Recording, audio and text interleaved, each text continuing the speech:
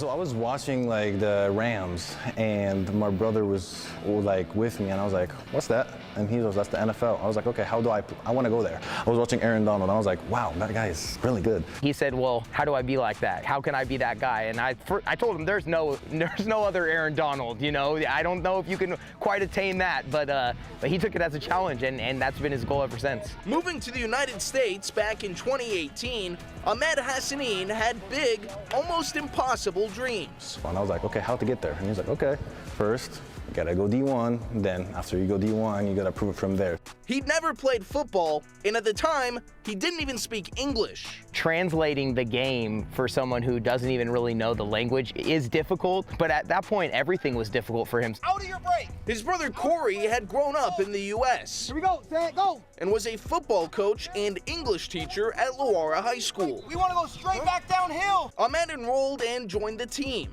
He picked up the language quickly. There's a little bit, you're gonna see a little bit of accent there. But picked up the sport even faster. When COVID hit especially, because we weren't sure what was going to happen with football, we would go out to the park, but even into our kitchen, like we would just teach leverage techniques and different things like that, even within like the small and confined space of our little tiny kitchen in Anaheim. And throughout the journey, it was his work ethic that set him apart. My whole lifestyle has just been, I played every sport, boxing, judo, everything, so I kind of have that mentality of like, okay, I'm going to be relentless no matter what.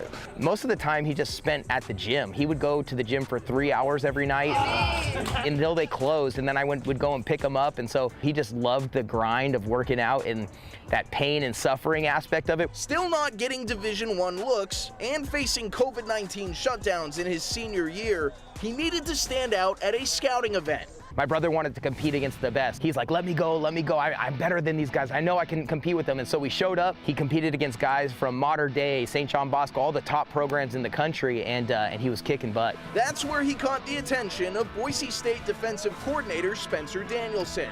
Funny enough, he was a teammate of Corey's at Azusa Pacific. He's a big dude, I'm a little dude, and Spencer's like, "Your brother? What do you mean your brother?" I said, "You know, I've been raising him, coaching him for the last 3 years, and he's everything you see on film and more," and so the rest was history. Hassanein joined the Boise State Broncos, becoming the first Egyptian in history to play Division I football. But my whole family are back in Egypt, so this is all I have. This is my family, this is my everything. He's been able to share his culture with his teammates.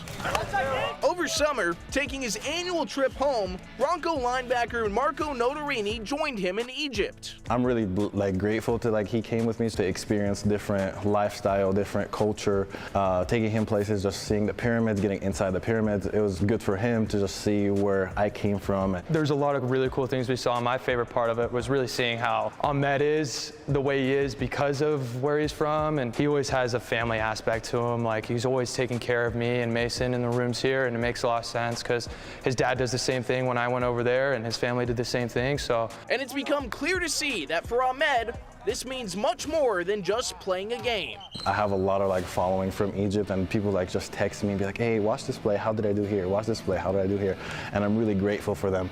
And even after accomplishing so much, breaking into the starting lineup. The entire story has kind of played out like a movie almost, and we're thankful every day, and we say inshallah, which means God willing.